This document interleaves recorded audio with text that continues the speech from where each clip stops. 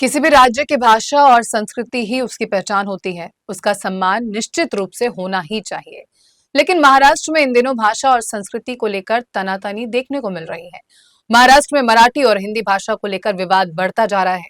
पिछले कुछ हफ्तों से मराठी भाषा के नाम पर हिंदी भाषी लोगों के साथ मारपीट और गाली गलौज की घटनाएं सामने आ रही हैं। लेकिन अब भाषा का ये विवाद गली चौराहों और दुकानों से होते हुए, लोकल ट्रेनों से होते हुए मंदिरों तक पहुंच गया है।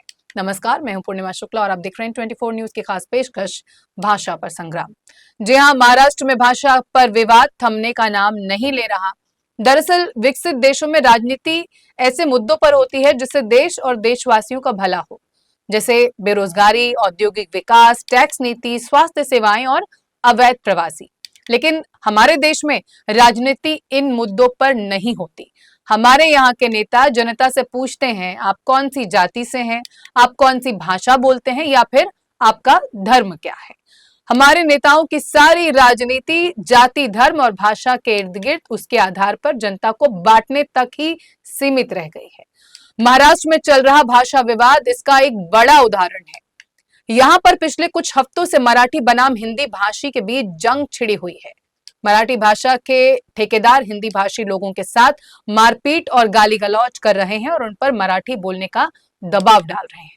मराठी भाषा के नकली योद्धा अपने नेताओं के इशारे पर गरीब हिंदी भाषियों पर अत्याचार कर रहे हैं, जिसका नतीजा ये हुआ कि मराठी और गैर मराठी लोगों के बीच दूरियां बढ़ती जा रही हैं और अब लोगों के बीच सड़कों से लेकर मंदिर तक में विवाद हो रहा है। दरअसल महाराष्ट्र के सोलापुर में स्थित पंढरपुर के विट्ठल मंदिर में भाषा का विवाद सामने आया है। आरोप है कि मंदिर में एक परिवार के लिए हिंदी में पूजा कराई गई, जबकि वहां 30 से 35 मराठी परिवार मौजूद थे। राहुल सातपुते नाम के एक व्यक्ति ने इस बारे में ट्वीट किया है और मंदिर समिति से शिकायत की। हालांकि मंदिर समिति के कार्यकारी अधिकारी राजेंद्र शेले ने जांच और उचित कार्रवाई का आश्वासन दिया है। उन्होंने ये भी कहा कि आगे से मंदिर में पूजा मराठी में ही होगी। दरअसल राहुल सातपुते ने आरोप लगाया कि पंढरपुर के विट्ठल मंदिर में तुलसी अर्चन पूजा का आयोजन किया जाता है, लेकिन उन्होंने बताया कि उनका अनुभव अच्छा नहीं रहा। उनके अनुसार पूजा हिंदी में कराई गई। उन्होंने सवाल उठाए कि क्या महाराष्ट्र के प्रमुख देवता के दरबार में भी हिंदी की अनिवार्यता हो गई है। राहुल सातपुते ने बताया कि उनके परिवार ने इस पूजा में भाग लिया। तुकाराम भवन में लगभग 30 से 35 परिवार पूजा के लिए जमा हुए थे।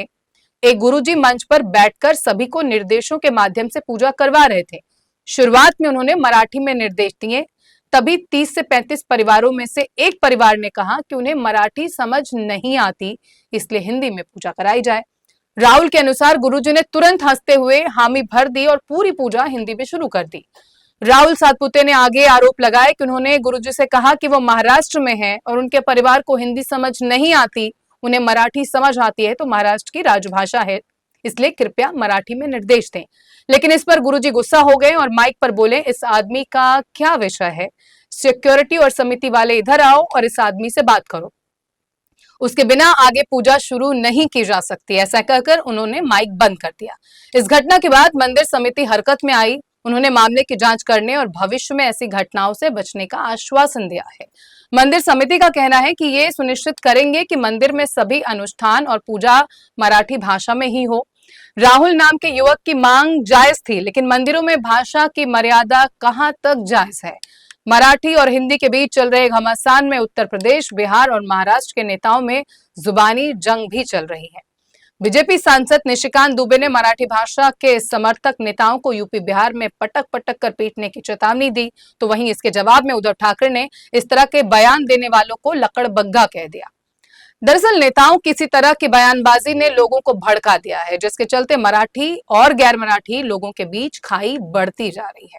वैसे भी महाराष्ट्र में मराठी बनाम हिंदी भाषी की ये लड़ाई कोई नई नहीं है। ये समय समय पर राजनीतिक जरूरतों के हिसाब से सड़क पर उतरती रही है। मराठी बनाम हिंदी की हालिया जंग ठाकरे बंधुओं की गठजोड़ की देन समझा जा रहा है। महाराष्ट्र की राजनीति हमेशा से ही मराठी मानुष बनाम बाहरी के बीच घूमती रही है। शिवसेना के संस्थापक बाला साहेब ठाकरे की शुरुआती राजनीति भी क्षेत्रवाद से प्रेरित थी। उन्होंने मराठी बनाम गैर मराठी के मुद्दे से ही अपनी राजनीति शुरू की थी।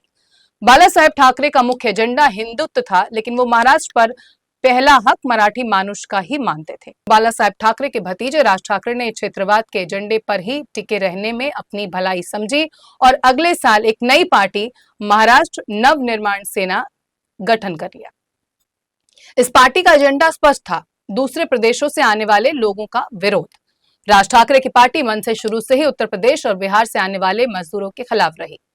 वो दूसरे प्रदेशों से आने वाले लोगों को मराठियों के लिए खतरा बताती रही। एक बड़ी हिंदी भाषी आबादी होने के बावजूद महाराष्ट्र में हिंदी को लेकर विरोध को हवा मिलती रही है। वजह है मराठी पहचान पर जोर। स्थानीय राजनीतिक दल इससे मुद्दा बनाते आए हैं। महाराष्ट्र में ये हिंदी विरोध आज की बात नहीं, बल्कि ये 50 के दशक से चला आ रहा है, जो सियासी वजहों से रह रहकर उफान मारता रहा है।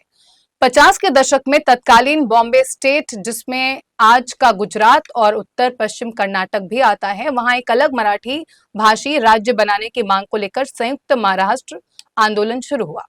60 के दशक में आंदोलन का असर दिखा, जिसके बाद संसद ने द बॉम्बे और रिकॉग्निशन एक्ट पास किया, जिसके बाद महाराष्ट्र और गुजरात दो अलग अलग राज्य बने। इसके 6 साल बाद जब बाला साहेब ठाकरे ने शिवसेना की स्थापना की, तो उनका घोषित लक्ष्य था बैंक की नौकरियों और कारोबार में दक्षिण भारतीयों और गुजराती लोगों के प्रभुत्व के खिलाफ मराठी मानुष को संरक्षण देना।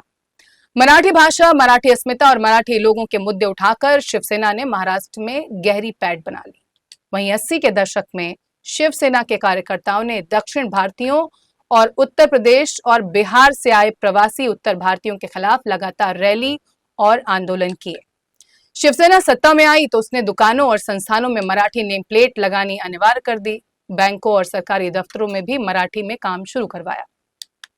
बाला साहेब ठाकरे के निधन के बाद भी शिवसेना ने यह मुद्दा अपने हाथ में रखा, जो उसे बाकी पार्टियों से अलग बनाता रहा। उधर शिवसेना से अलग हुए बाला साहेब ठाकरे के भतीजे राज ठाकरे की पार्टी महाराष्ट्र नवनिर्माण सेना ने भी ये मुद्दा मजबूती से थामे रखा। शिवसेना एमएनएस के लिए हर चुनाव में ये मुद्दा वोटों से भी सीधे तौर पर जुड़ा रहा। शिवसेना दो फाड़ हुई तो दोनों ही पक्षों ने इसे हाथ से जाने नहीं दिया। अब दोनों भाई साथ साथ नजर आ रहे हैं। हालांकि पिछले कुछ चुनावों के नतीजे बताते हैं कि उद्धव ठाकरे और राज ठाकरे की पार्टियों का जनाधार गिरा है। विधानसभा और लोकसभा चुनावों में लगातार गिरती सीटों की संख्या इसकी पुष्टि करती है। वहीं मुंबई में होने वाले बृहन मुंबई नगर निगम चुनाव को दोनों नेताओं की तीसरी बड़ी परीक्षा माना जा रहा है। दरअसल बीएमसी भारत का सबसे अमीर नगर निगम है और इसी वजह से मराठी बनाम हिंदी की राजनीति को बीएमसी चुनाव से जोड़कर देखा जा रहा है। आपको बता दें कि मराठी भाषा को लेकर ताजा विवाद इस साल मार्च में शुरू हुआ, जब आरएसएस के वरिष्ठ नेता सुरेश भैयाजी जोशी ने कहा कि मुंबई की एक भाषा नहीं है और ये जरूरी नहीं कि मुंबई आने वाले हर व्यक्ति को मराठी सीखनी पड़े। इस बयान पर विपक्षी महाविकास अघाड़ी के दल बिफर गए। खुद महाराष्ट्र के मुख्यमंत्री देवेंद्र फडणवीस ने कहा कि मराठी राज्य की संस्कृति, इसे सीखना हर नागरिक का कर्तव्य है। इसके अगले ही महीने अप्रैल में फडणवीस सरकार ने एक आदेश जारी किया, जिसमें अंग्रेजी और मराठी मीडियम के स्कूलों में 1ली से 5वीं क्लास के छात्रों के लिए हिंदी को तीसरी अनिवार्य भाषा बना दिया गया। फिर क्या था, विपक्षी दलों शिवसेना, यूबीटी, एनसीपी, शरद पवार और एमएनएस को विरोध के लिए नया बारूद मिल गया। उन्होंने इसे स्थानीय पहचान को कमजोर करने की साजिश बताया और राष्ट्रीय एकता की आड़ में सांस्कृतिक एकरूपता को बढ़ावा देने की कोशिश बताया। इसके बाद विरोध का हवा मिली और नतीजा ये हुआ कि महाराष्ट्र सरकार को प्राथमिक स्कूलों में 3 भाषा के फॉर्मूले को वापस लेने को मजबूर होना पड़ा। हालांकि इसके बावजूद भी भाषा को लेकर जारी विवाद अब आम लोगों के बीच भी शुरू हो गया है। भाषा और संस्कृति की आड़ में सियासत का ये किस्सा आम लोगों के लिए महंगा पड़ सकता है। वैसे भी मराठी भाषा को छत्रपति शिवाजी महाराज के शासन में विशेष सम्मान मिला था।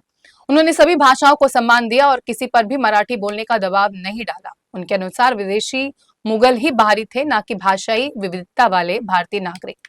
हमारा भारत विविधताओं का देश है। यहाँ 22 आधिकारिक भाषाएं हैं और सैकड़ों बोलियां हैं। बावजूद इसके हम हजारों सालों से एक साथ रह रहे हैं, लेकिन राजनीतिक महत्वाकांक्षाओं को पूरा करने के लिए कुछ लोग भाषा के स्तर पर भेदभाव और मारपीट करने लगे हैं। देश का संविधान भी हमें जो आजादी देता है, उसके तहत आप और हम देश के किसी भी कोने में कोई भी भाषा बोल सकते हैं। इसलिए भाषा के नाम पर हिंसा करने वालों का ये झुंड कायरों की फौज है, जिनके लिए भाषाई नफरत फैलाना राजनीतिक हथियार बन गया है। मुंबई में हिंदी भाषियों को मारने पीटने वालों को ये नहीं भूलना चाहिए कि बॉलीवुड हिंदी भाषी फिल्मों के दम पर टिका है।